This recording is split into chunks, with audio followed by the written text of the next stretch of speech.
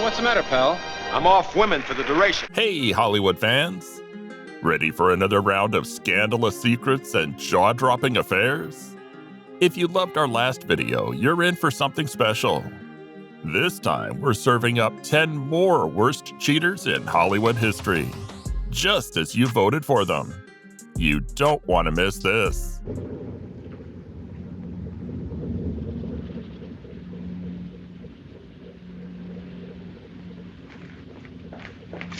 They're holding the plane for us. Goodbye, Gerald. Number 10. Ava Gardner. Ava Gardner, often hailed as the quote-unquote world's most beautiful animal, left behind a legacy of scandalous Hollywood love affairs, unveiling shocking details in a series of deathbed confessions. Despite her initial reluctance to share her life story, Gardner eventually allowed journalist Peter Evans to ghostwrite the extraordinary tale of her life, driven by financial woes that led to the loss of her fortune. One of the most jaw-dropping revelations involved Gardner's wild first date with her soon-to-be third husband, Frank Sinatra. Picture this. Gardner and Sinatra, the latter already married at the time, embarked on a daring drive through the streets of Palm Springs, California, under the cloak of darkness.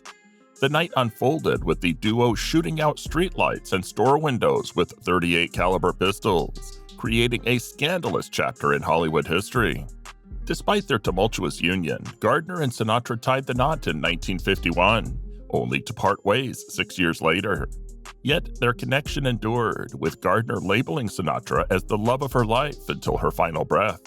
Rumors suggest that Sinatra played a pivotal role in Gardner's decision to postpone the publication of her memoirs, gradually providing the funds she would have earned, as reported by the New York Post. Born into a humble family in Grabtown, North Carolina on Christmas Eve 1922, Gardner's journey to stardom began when she was talent spotted as a teenager. Hollywood beckoned, and she secured a 7-year contract with MGM. While her acting talents might not have caught the director's eye, the 5'8", 18-year-old did attract the attention of Hollywood heartthrob Mickey Rooney, who persistently pursued her for a date. Eventually, Gardner made Rooney, 6 inches shorter than she, her first husband a year later, marking the beginning of her tumultuous love life in the spotlight. The saga of Frank Sinatra and Ava Gardner began while Gardner was still entangled in marriage with Mickey Rooney. Sinatra's infatuation with her ignited in 1944 when he caught a glimpse of her on a magazine cover, boldly declaring, quote, "I'm gonna marry that broad." Their first official date unfolded in 1948, and the chemistry between them was palpable. However, Gardner's romantic history had been marred by divorces from Mickey Rooney and bandleader Artie Shaw. Sinatra, though married at the time, couldn't resist pursuing Gardner. This sparked public uproar and concern from MGM, especially considering the potential damage to Ava's burgeoning career. Meanwhile, Sinatra's own career was on the decline, leading to the termination of his contract with MGM. The American public sided with Sinatra's wife, and Gardner found herself inundated with mail. The Catholic Legion of Decency even threatened to ban her films. Despite these challenges, the duo defied the odds and tied the knot in 1951, just days after Sinatra's divorce. At this juncture, Gardner had ascended to stardom, propelled by the success of Showboat.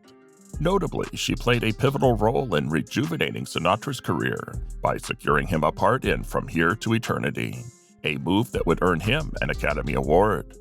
However, as Sinatra's success soared with Eternity and a new record contract, the cracks in their relationship deepened. The couple faced irreparable differences and ultimately divorced in 1957. Gardner lamented, quote, "Now that he's successful again, he's become his old, arrogant self. We were happier when we were on the skids." The highs and lows of their relationship definitely became an enduring tale in Hollywood's checkered history. Number 9. Errol Flynn. Errol Flynn may have portrayed iconic heroes on the silver screen, but behind the debonair facade lurked a dark and disturbing reality. Flynn's rebellious streak was a defining aspect of his personality from his earliest years, setting the stage for a life filled with controversy and tragedy. Born in Tasmania to a distinguished professor of biology, Flynn's trajectory sharply contrasted with his academically minded father. His childhood and teenage years were marred by a relentless cycle, getting into schools based on his father's reputation, only to face expulsion shortly after due to truancy, fighting, or some other form of mischief. After being ousted from several schools in London, Flynn returned to Australia, ostensibly to start anew, or so his family hoped. However, his rebellious nature continued to overshadow any attempts at a fresh start. Despite his charming on-screen persona, Flynn's nights were marked by wild escapades that regularly graced tabloid covers, revealing a side of him far removed from his heroic characters. In 1926, Flynn decided to complete his education at a local school upon his return to Australia. However, his stay was short-lived. School officials expelled him, citing theft as the official reason, though Flynn insisted a darker truth lay beneath the surface. According to him, another student exposed his affair with a significantly older maid employed at the school. Yet this scandal was merely a prelude to the more sensational revelations that would follow. During this tumultuous period, Flynn was already engaged to Naomi Campbell Dibbs, the daughter of a prestigious local family. The exposure of his affair led to the demise of both his engagement and academic aspirations. The incident severed any chances of following in his father's scholarly footsteps. Flynn was now left to navigate a world that seemed tailor-made for a young womanizer with a rebellious streak. The question lingered: what career path suited him best? What's the best career for a young womanizer with a rebellious streak? I wonder. Number 8. Clark Gable. Clark Gable, often hailed as the King of Hollywood, found himself entangled in a real-life drama of love and scandal. His story intertwines with the vivacious Carole Lombard, creating a narrative that mirrors the plot of a classic Hollywood romance. Gable and Lombard first crossed paths on the set of the 1932 film No Man of Her Own. At the time, Gable, aged 31, was married to Houston socialite Maria Langham. Lombard, a youthful 24, was enduring an unhappy marriage with actor William Powell of The Thin Man fame. Despite filming intense love scenes, Lombard remarked to director Garson Kanin, quote, "We did all kinds of hot love scenes, and I never got any kind of tremble out of him at all." Their interactions remained strictly professional, with no romantic connection blossoming, at least not initially. 4 years later, the stars aligned at the Mayfair Ball, an event synonymous with Hollywood's elite. In 1936, Lombard, known for her prowess in throwing spectacular parties, was entrusted with overseeing the glamorous affair by Gone with the Wind director David O. Selznick. It was at this event that Gable and Lombard's connection deepened. From that night onward, their lives became inseparable. According to an article in the April 1942 issue of Photoplay magazine, the longest stretch Gable and Lombard went without seeing each other, from the night of the ball until Lombard's untimely death, was just 6 days. However, their relationship remained clandestine until 1938, when Gable's divorce was finalized. Yet, amidst the glitz and glamour, the dynamic duo faced their fair share of shadows. Lombard, yearning for motherhood, encountered the heartache of infertility. Despite numerous doctor visits and a consultation with a specialist at Johns Hopkins, no solutions for her fertility issues emerged. Adding to the tumult, allegations of infidelity haunted Gable. In his 2014 book, Fireball, Carole Lombard and the Mystery of Flight 3, author Robert Mattson claimed that Gable engaged in extramarital affairs, including one with his 21-year-old co-star Lana Turner. Mattson depicted Gable as self-centered, lacking self-discipline in matters of fidelity, given his awareness of being a sought-after catch in Hollywood. Said Mattson, Gable was self-centered and never felt it necessary to have self-discipline when it came to sex outside the relationship, because he had a sense of what a catch he was. And really, was Carole going to give all that up? She was a shrewd businesswoman and knew the power of being close to the biggest movie star in the world. In a shocking revelation, Mattson proposed a theory 75 years after the celebrity couple tied the knot. He speculated that Gable's affair indirectly contributed to Lombard's tragic death. According to Matson, a heated argument between Gable and Lombard about his infidelity occurred the night before her ill-fated plane trip in January 1942, the trip that would be her last. Determined to salvage her marriage, Lombard, as Matson theorized, opted for a last-minute flight on a, quote, bumpy commercial airplane with an unpressurized cabin, instead of a longer cross-country train ride. The consequences of that decision would prove devastating. Number 7. Spencer Tracy. In the grand tapestry of Hollywood romances, few stories are as enigmatic as that of Spencer Tracy and Katharine Hepburn. Theirs was a love that endured for 27 years, shrouded in secrecy and hidden from the prying eyes of an adoring public. Unbeknownst to many, Tracy was still legally bound to his wife, Louise Tracy, adding layers of complexity to their clandestine affair. Spencer Tracy's journey into matrimony began in 1923 when he married Louise, a fellow actor with whom he had shared the stage in a theater company. The union produced 2 children, John Tracy and Susie Tracy. However, the marriage faced turbulence in the early 1930s, marked by separations and reconciliations. Despite living in separate homes, Spencer and Louise remained legally wed. During this period of estrangement, Spencer reportedly engaged in affairs with other women, before fate led him to Katharine Hepburn. The sparks between Hepburn and Tracy ignited on the set of the 1942 film Woman of the Year. Little did the world know that the chemistry displayed on screen was a mere reflection of a more profound connection blossoming behind closed doors. The couple chose to keep their love hidden, a decision influenced by a web of interconnected reasons.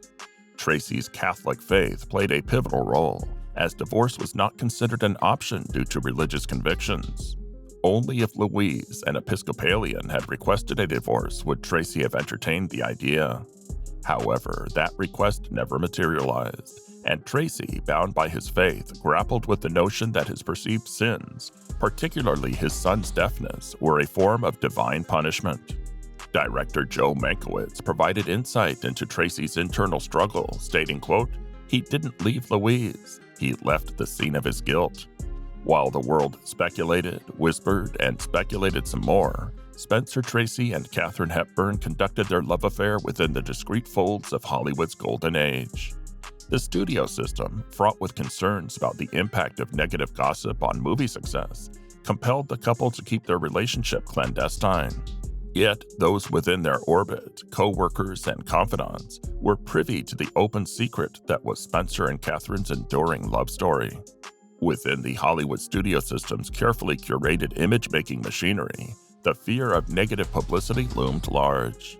Studios were keenly aware of the potential repercussions of public knowledge regarding Tracy and Hepburn's affair. However, the trio of Spencer, Tracy, and Louise seemed to navigate the situation with an unusual acceptance, acknowledging the unconventional dynamics of their relationships. For nearly 3 decades, Spencer and Hepburn's connection flourished, both on and off the silver screen. They shared the spotlight in 9 films, creating cinematic magic in classics like Adam's Rib, Pat and Mike, and their poignant swan song, Guess Who's Coming to Dinner. Despite the public's awareness of their romance, the couple managed to carve out a private world for themselves amid the hustle and bustle of Hollywood. Their discreet rendezvous at the studio lot became an open secret. Gene Kelly once remarked, quote, "At lunchtime, they'd just meet and sit on a bench on the lot. They'd hold hands and talk, and everybody left them alone in their little private world." It was a testament to the unspoken rule among those in the know. The privacy of Spencer and Katharine's world was sacrosanct. After Spencer's passing in 1967, Katharine, a woman known for her independence, chose to keep their love story shielded from public scrutiny until after Louise's death in 1983. In her 1991 memoir, Me, Stories of My Life, Hepburn bared her soul, expressing, quote, "I loved Spencer Tracy." She acknowledges the sacrifices she made, altering aspects of her life to accommodate his preferences. When questioned about this in an interview with Katie Couric, Hepburn's response was as candid as it was heartfelt. quote, "It was my pleasure." He was a witty, amusing, entertaining man with a rather difficult nature. "It was easy for me to please Spencer because I loved him." She added that she was attracted to his, quote, "sense of humor. He had a wonderful sense of humor and a remarkable memory. And I mean, what attracted me to Spencer Tracy is magic." Number 6. Judy Garland. In the glittering realm of Hollywood's golden age, Judy Garland emerged as one of its brightest stars. However, her ascent to fame, propelled by her iconic role in The Wizard of Oz, was accompanied by a series of heartbreaks that would eventually cast a shadow over her illustrious career, leaving behind a trail of broken marriages and untold sorrow. Garland's journey through the highs and lows of stardom began in her teenage years when she became the face of Metro-Goldwyn-Mayer. Discovered as a vaudeville performer, she was catapulted into the spotlight at the tender age of 19. It was during this time that Garland's personal life began to intertwine with the complexities of fame. In 1941, Garland took a leap into matrimony with composer David Rose, a decision met with disapproval from both her mother and MGM head Louis B. Mayer. Rose, being divorced and a decade her senior, faced opposition, yet the couple ventured into a life together. Settling in Bel Air near the MGM studios, the initial days of their marriage exuded love and joy. However, the facade of happiness crumbled, and by their first anniversary, Garland found herself in the throes of misery. Having grown up as a child star, Garland grappled with the emotional maturity of a 13-year-old, ill-equipped to navigate the responsibilities expected of a 1940s housewife. The strain intensified when she discovered she was pregnant. Fearing the impact on her career, her mother advocated for an abortion, a choice that Garland, succumbing to the pressures, reluctantly agreed to. The aftermath scarred the foundation of their marriage irreparably, leading to their divorce in 1944. On a fateful day, June 15, 1945, in the embrace of her mother's home, Judy Garland entered a new chapter of her tumultuous love life as she exchanged vows with director Vincente Minnelli. Their union, a product of their collaboration on the iconic film Meet Me in St. Louis, marked the beginning of a relationship that would both soar to great heights and plummet into the depths of despair. Minnelli and Garland's connection blossomed during the creation of Meet Me in St. Louis, a cinematic masterpiece that not only left an indelible mark on the audience, but also sowed the seeds of love between its star and director. Minnelli, recognizing Garland's potential for a more mature image, orchestrated a transformation, ushering her from the realm of a teenage sensation to that of a sophisticated and stylish woman. This evolution broadened Garland's fan base, attracting a new demographic enchanted by her newfound allure. The union bore fruit in 1946 with the birth of their daughter, Liza Minnelli, destined to follow in her mother's illustrious footsteps as a celebrated entertainer. Yet, mirroring Garland's past romantic endeavors, the fairy tale scripted with Minnelli faced its share of challenges. Garland's battle with addiction, a shadow cast from her early introduction to amphetamines and sleeping pills as a child actor, initiated a downward spiral into depression. After 15 years of dedicated service to MGM, Garland's dismissal marked a significant blow, triggering 2 suicide attempts. The repercussions of these struggles reverberated through her marriage with Minnelli, intensifying as Garland embarked on an extramarital affair. The emotional maelstrom proved insurmountable, leading to the couple's divorce in 1951. Number 5. Marilyn Monroe. It's been nearly 6 decades since Marilyn's untimely departure shook the world, yet the allure of the iconic star remains undiminished. Her legacy, a blend of innocence and sensuality, has transcended time, etching her name in the annals of Hollywood history. With a fortune that would be valued at $10 million today, Monroe's star power endures, and her life continues to captivate, particularly in the realm of alleged affairs that have become the stuff of legend. In the current era, a podcast titled The Killing of Marilyn Monroe has reignited public interest, delving into the mysterious web of relationships Marilyn supposedly shared with John F. Kennedy and his brother Robert Kennedy. The The tantalizing narrative raises questions about the extent to which scandalous affairs may have played a role in Marilyn's tragic demise. Celebrity affairs are no strangers to the headlines, and politicians, with their share of scandalous infidelities, often find themselves in the spotlight. Marilyn's rumored involvement with JFK and Robert Kennedy, however, elevated the gossip to explosive proportions, creating headlines that continue to resonate long after the alleged protagonists met their fates. The evidence surrounding the affair remains elusive, draped in the ambiguity of rumors.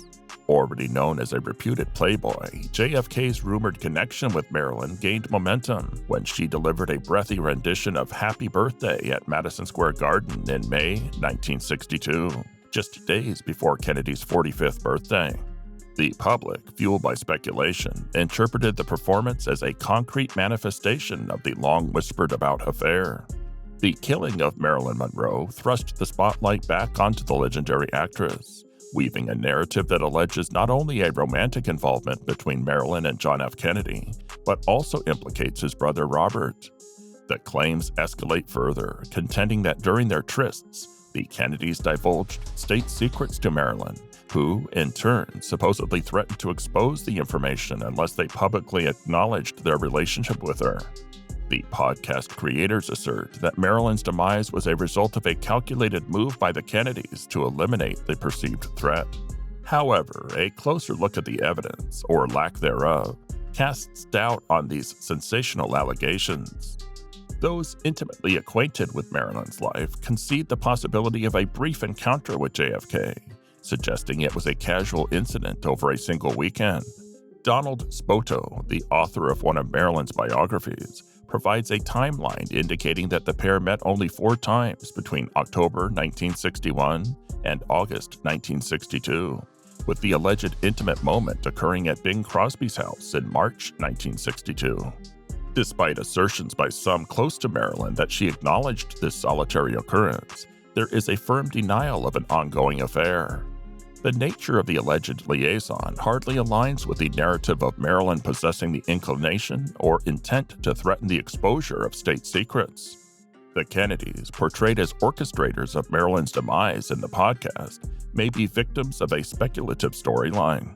In all likelihood, if the affair did transpire, it appears to be a fleeting moment in the expansive history of 2 larger-than-life figures. The quest for truth in Marilyn's relationships and the circumstances surrounding her death remain elusive, shrouded in the complexities of fame, rumor, and the enduring mystique of Hollywood's golden age. Number 4. Rita Hayworth. Rita Hayworth walked down the aisle not once, not twice, but 5 times throughout her tumultuous life. At the tender age of 18, she took her first plunge into matrimony with manager Edward Judson. Judson, recognizing her potential for all-American appeal, orchestrated a name change, adopting Hayworth from her mother's maiden name. Yet behind the facade of stardom, Hayworth's early marriage was far from a fairy tale. Judson, an astute hustler, leveraged her career but had motives more aligned with investment rather than affection. Rita, reflecting on her first marriage, revealed, quote, "I married him for love. He married me for an investment. From the first, he told me I couldn't do anything for myself. My personality crawled deeper and deeper into a shell." Judson's influence extended beyond career management, leading Rita into morally dubious territory. He orchestrated encounters, including with the formidable Harry Kahn, head of Columbia Pictures, who notoriously expected more than professional commitments from his female stars. Despite becoming the mistress of Howard Hughes, Rita drew a courageous line at Cohn, securing her place at Columbia. The transformation from a Latina dancer to America's love goddess was not merely cosmetic. Under the direction of Cohn and Judson, Rita shed 20 pounds, dyed her luscious locks auburn, and endured the painful process of electrolysis to raise her hairline, an arduous metamorphosis that took months. Acting lessons also became a part of her reinvention, fulfilling a long-standing aspiration. In the pantheon of Rita Hayworth's filmography, Gilda, crafted in 1946 and directed by Charles Vidor, stands as her magnum opus. portraying the role of Gilda, a tempestuous femme fatale alongside Glenn Ford, Rita set the screen ablaze with her sensuality. Yet, as she poignantly noted, the character of Gilda was not a reflection of her true self. She ruefully remarked, quote, "Every man I know has fallen in love with Gilda and awakened with me." The spotlight on Rita Hayworth's life didn't dim after her transformative role in Gilda. In a peculiar turn of events, rumors surfaced linking her image to an impending atomic bomb test by the U.S. A photo of Hayworth, allegedly cut from an Esquire magazine issue, was said to be the inspiration behind the bizarre claim. While her husband at the time, Orson Welles, found it amusing, Rita was reported to have flown into a, quote, terrible rage. In September 1943, Rita exchanged vows with actor and director Orson Welles, whom she regarded as the love of her life. The birth of their daughter, Rebecca, should have marked the pinnacle of their happiness.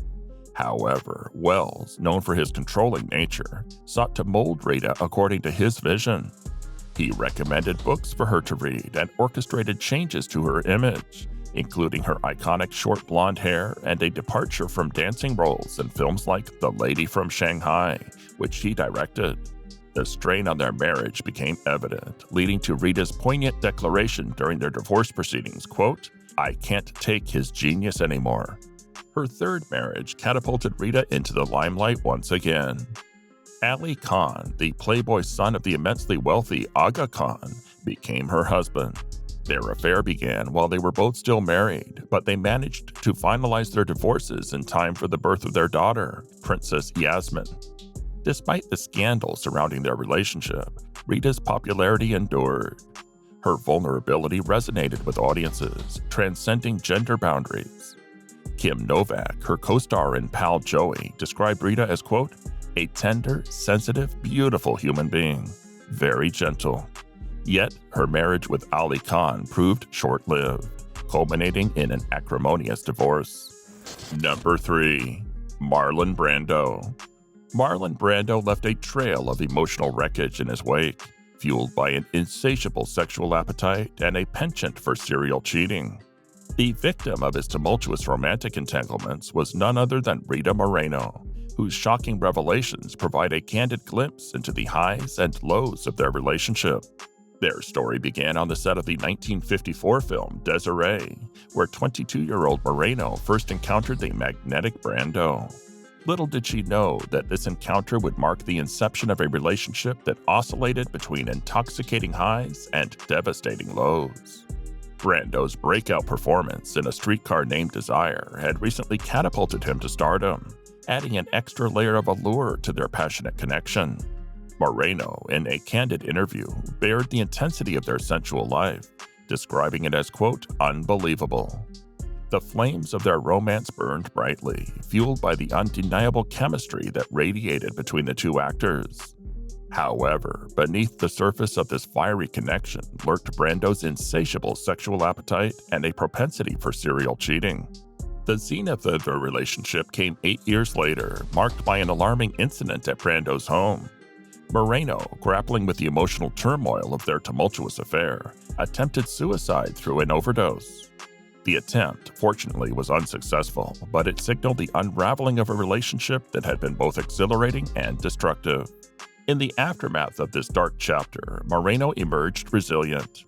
The split from Brando did not break her. Instead, she went on to etch her name in the annals of show business history. In 1977, she achieved the rare distinction of EGOT, winning an Emmy, Grammy, Oscar, and Tony, solidifying her status as one of the most celebrated figures in the entertainment industry. Number 2. Howard Hughes. It is difficult to find a figure who looms as large and enigmatic in the pages of Hollywood history as Howard Hughes. Terry Moore, an actress whose life intersected intimately with the eccentric tycoon, recently made bombshell allegations that peel back the layers of Hughes's complex persona. Moore, who was married to Hughes, sheds light on the contradictions that defined their relationship. In a startling revelation, Moore described Hughes as a liar and cruel, challenging the narrative she presented nearly 50 years ago. In a 1975 interview with the National Star, Moore portrayed Hughes as, quote, a man bothered about growing old, but surprisingly normal. She downplayed his oddities, suggesting that they were no more pronounced than those of an average person. However, she hinted at a mysterious side, asserting that the full picture of Hughes would one day be revealed, allowing the public to understand the patterns of his life and the motivations behind his actions. At the age of 94, Moore revisited her past assessments with a candidness that only time can afford. Quote, he was the most charming man you could ever find, she told People.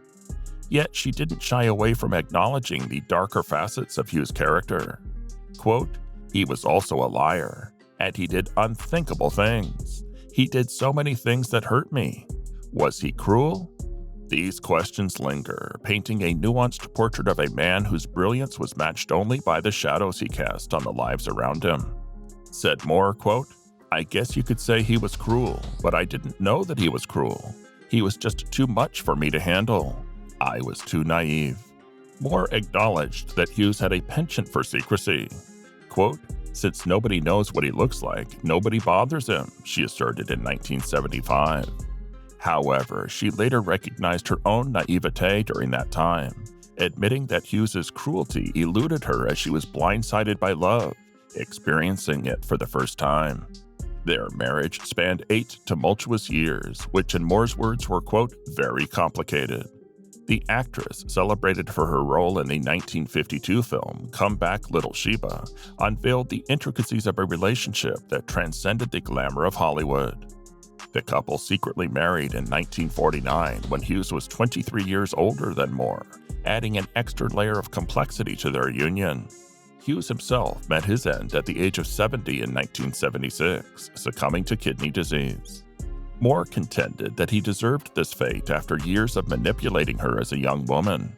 The Daily Mail reported her sentiments, painting a poignant picture of a relationship marked by love, deception, and the weight of an era when the public and private personas of Hollywood legends were often worlds apart. Number 1. Joan Crawford. When it comes to sordid and steamy Hollywood affairs, Joan Crawford and her sexual prowess is the stuff of legend. Over the course of her award-winning career, the star was just as infamous for her roles on-screen as she was for her lovers off-screen, something that's touched on in almost every episode of FX's anthology series Feud, Betty and Joan, from creator Ryan Murphy. It was Crawford's habit of sleeping with her co-stars and directors and using her body to get better angles and more screen time that once led Bette Davis to remark that Crawford, quote, slept with every male star at MGM except Lassie, and also made Crawford constant fodder for the gossip rags at the time. In an era when sexuality was one of women's most powerful tools, especially in a male-dominated industry like Hollywood, Crawford's approach to sex often took the men and rumored women in her life by surprise, especially when she would invite them someplace and then show up naked, or recast her leading man with a hot new thing.